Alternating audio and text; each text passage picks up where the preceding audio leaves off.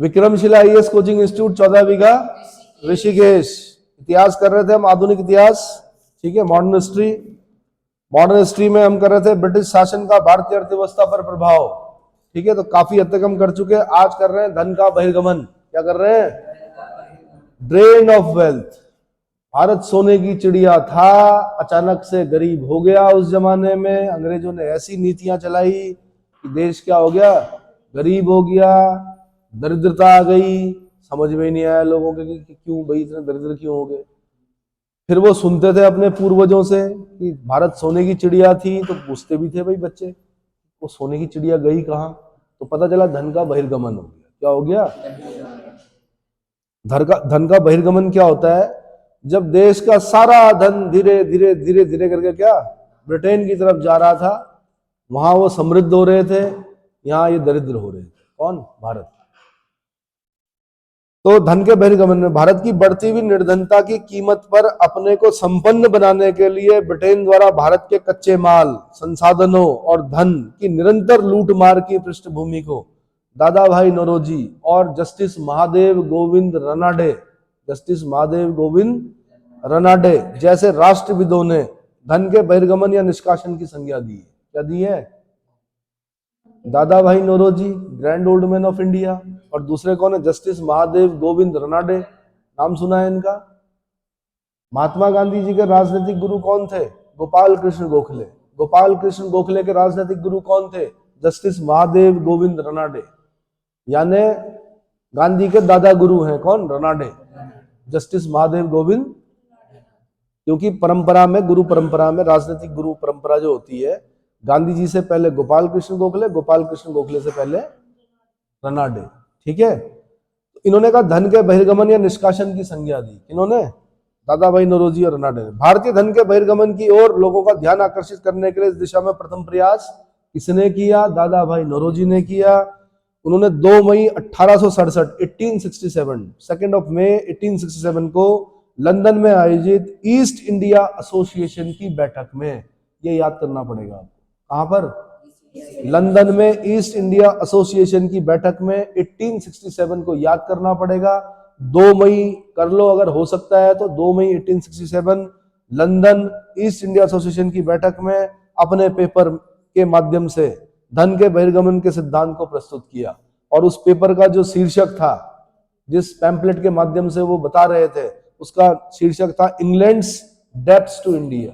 England's debts to, हालांकि बाद में ये किताब लिखते हैं poverty and un British rule in India. क्या लिखते हैं? Poverty and un British rule in India नामक पुस्तक के लेखक कौन है? दादा भाई नौरोजी। यूपीएससी ने पूछा था ये वाला क्वेश्चन कि जिस पैम्पलेट के माध्यम से ईस्ट इंडिया एसोसिएशन की बैठक में दादा भाई नौरोजी ने धन के बहिर्गमन के सिद्धांत को प्रस्तुत किया, उसका शीर्षक क्या था? Answer England's debts to India. Clear हो गया? ठीक। कालांतर में दादा भाई नौरोजी ने अपने कुछ निबंधात्मक लेखों जैसे poverty and un British rule in India 1867, the wants and means of India, the wants and means of India 1870, on the commerce of India 1871 द्वारा धन के निष्कासन के सिद्धांत को प्रतिपादित किया या सिद्धांत की व्याख्या की। 3 किताबें याद रखना, poverty and un British rule in India, दूसरा wants and means of India, और तीसरा on the commerce of India. तीनों दादा भाई नौरोजी की, ठीक है। अच्छा जी, दादा भाई नौरोजी धन के बहिर्गमन के सिद्धांत को सर्वप्रथम और सर्वाधिक प्रखर प्रतिपादक थे। 1905 में उन्होंने कहा कि धन का बहिर्गमन समस्त बुराइयों की जड़ है। क्या है? समस्त बुराइयों की जड़ है और भारतीय निर्धनता का मुख्य कारण है। भारतीय निर्धनता का मुख्य कारण है। धन के बहिर्गमन के बारे में एक अन्य राष्ट्रवादी नेता महादेव गोविंद रनाडे, जस्टिस महादेव गोविंद रनाडे ने 1872 में पुणे में एक व्याख्या के दौरान भारतीय पूंजी और संसाधनों के बहिर्गमन की आलोचना करते हुए कहा था कि राष्ट्रीय पूंजी का 1/3 हिस्सा किसी ना किसी रूप में ब्रिटिश शासन द्वारा भारत के बाहर ले जाया जा रहा है। सोचो ना, अगर 100 रुपए थे इस देश के अंदर, 33 रुपए कौन लेके जा रहे थे? ब्रिटिशर्स लेके जा रहे थे, किसी ना किसी रूप में, किसी ना किसी। ये किसने कहा 1/3 हिस्सा लेकर जा रहे हैं Britishers? Answer justice Mahadev Govind Ranade ने कहा। किसने कहा? कि राष्ट्रीय पूंजी का 1/3 हिस्सा किसी न किसी रूप में ब्रिटिश शासन द्वारा भारत से बाहर ले जाया जाता है। दादा भाई नौरोजी ने धन के निष्कासन को अनिष्टों का अनिष्ट, एविल ऑफ द विल की संज्ञा दी। ये याद करना आपने, अनिष्टों का अनिष्ट किसने कहा धन के बहिर्गमन को? आंसर दादा भाई नौरोजी। बहिर्गमन किसी भी चीज का हो हमेशा नुकसानदेह होता है देश के लिए। समझ में आ रहा है? जैसे एक और बहिर्गमन सुनते हो आप, कौन सा? ब्रेन ड्रेन सुनते हो?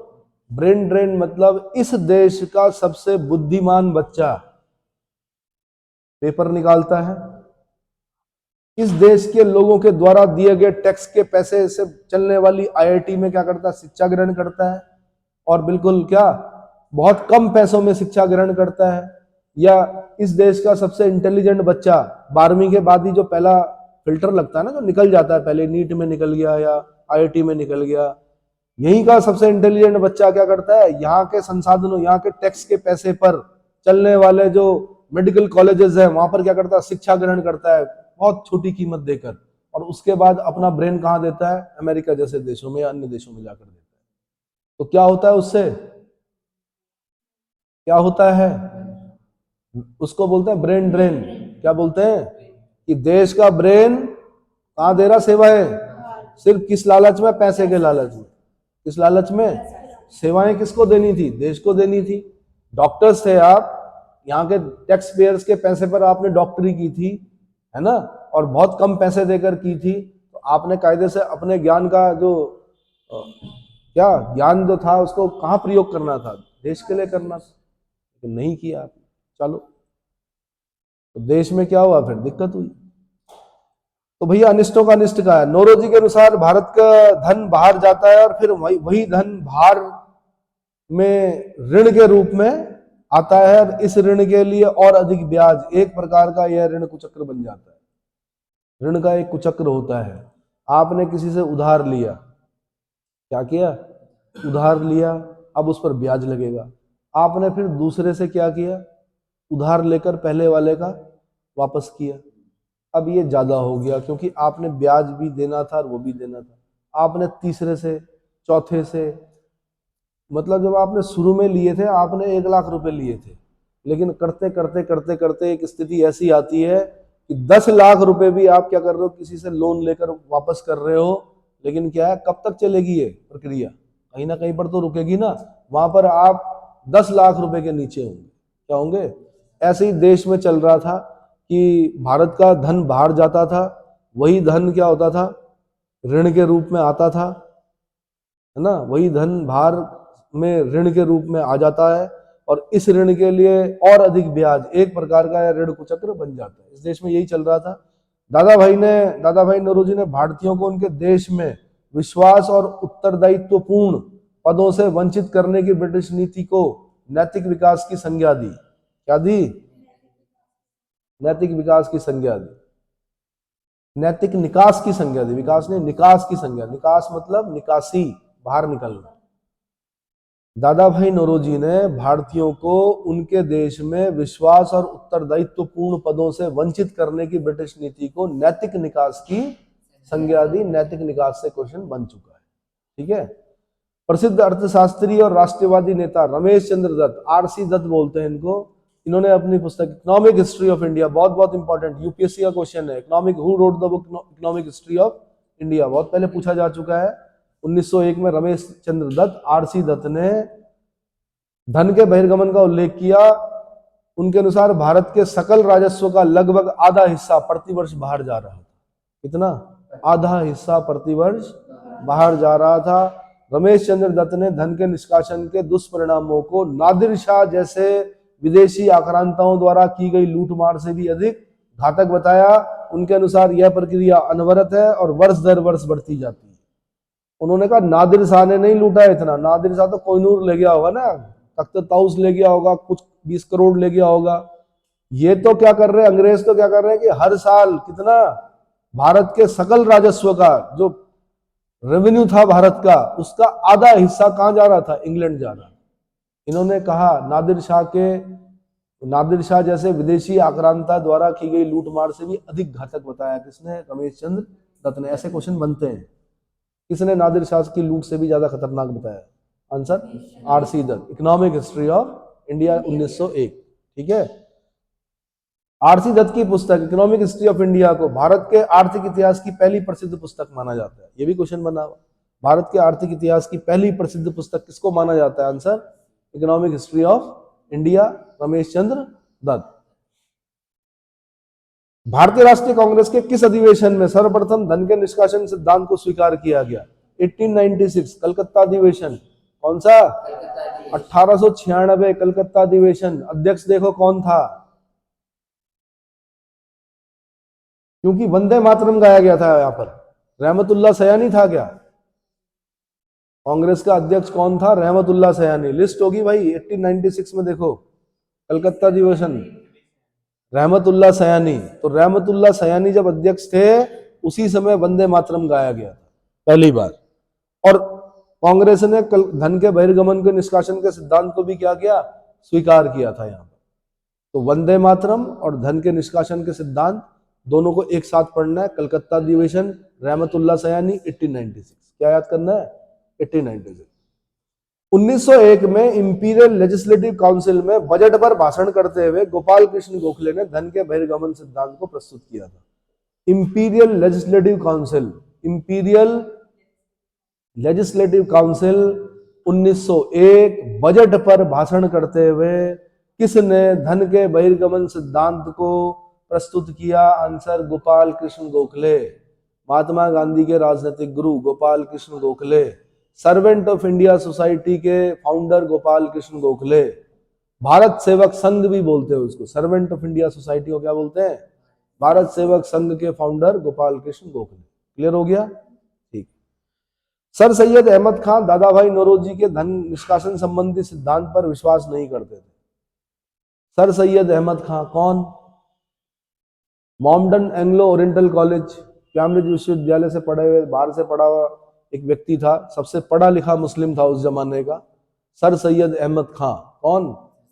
सर सैयद अहमद खां। क्योंकि अंग्रेजों की तरफ थे, क्यों उन्होंने धन के बहिर्गमन पर क्यों विश्वास करना था? ठीक है, मॉमडन एंग्लो ओरिएंटल कॉलेज की स्थापना किसने की? आंसर सर सैयद अहमद खान ने की। ये दादा भाई नौरोजी के धन निष्कासन सिद्धांत पर विश्वास नहीं करते, कहते गलत बोल रहे हैं। क्लियर हो गया?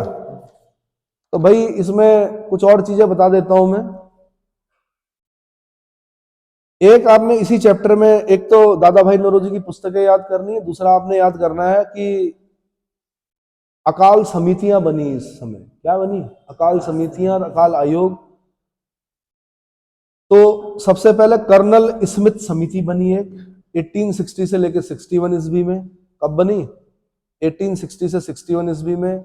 दिल्ली के आसपास के क्षेत्रों में जो अकाल पड़ा था उसके कारणों की उग्रता की जांच करने के लिए। ठीक है, कोई परिणाम नहीं निकला। उसके बाद पहला जो अगली जो बनी वो जॉर्ज कैंपबेल समिति बनी। कौन सी?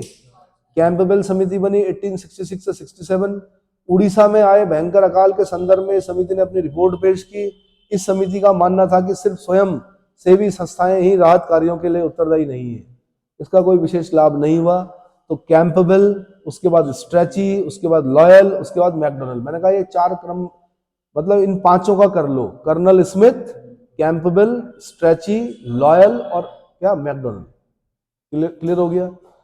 स्ट्रेची आयोग कब बना? 1880 में बना। इस आयोग का मानना था कि जरूरतमंद लोगों को सहायता पहुंचाना राज्य का कर्तव्य होता है और प्रत्येक प्रांत में अकाल कोष का गठन किया जाना चाहिए। सिफारिश की इसमें। सरकार ने अकाल स्थापित करने के अनेक प्रयास किए। अकाल कोष स्थापित करने के अनेक प्रयास किए। 1883 में अकाल संहिता निश्चित की गई। यहां से एक छोटा सा क्वेश्चन बन सकता है, अकाल संहिता, अकाल बोलते हैं फेमाइन को, क्या बोलते हैं? फेमाइन। तो अकाल संहिता कब बनाई गई? 1883 में। 1883 में। क्लियर हो गया? फिर लॉयल कमीशन बना 1897 में। 1896-97 में महान अकाल हेतु इस आयोग ने स्ट्रेची आयोग की सिफारिश की सहमति प्रकट की, आयोग की सिफारिशें मान ली गई। उसके बाद बना मैकडोनल्ड आयोग 1900। इसने नैतिक नीति और ग्राम स्तर के कार्यों की प्राथमिकता दी। इस सिफारिश के आधार पर आगे की अकाल संहिता नीति निर्धारित की गई। तो मैंने कहा क्रम पूछेगा आपका यूपीएससी, क्या पूछता है क्रम। तो कर्नल स्मिथ समिति, जॉर्ज कैम्बेल समिति, स्ट्रेची आयोग, लॉयल आयोग और सर एंटनी मैकडोनल आयोग। साथ में इनके गवर्नर जनरल वाइसरॉय याद कर रहे हैं, याद कर रखे हैं, लिखे हैं। बताइए कौन कौन है, कौन है कैम्पबेल में के समय, कौन है कैंपबेल के समय, कौन है, लिखवाया था मैंने। कैम्पबेल किसके समय का है, कहीं पर इसको समिति लिखा गया है, कहीं पर आयोग लिखा गया है। हाँ जी, जॉन लॉरेंस के समय में। तो आपने किताब में लिखना है Campbell sir John Lawrence. Stretchy, stretchy लिखा हुआ है, लॉर्ड लिटन लिखा है, लॉयल कमीशन,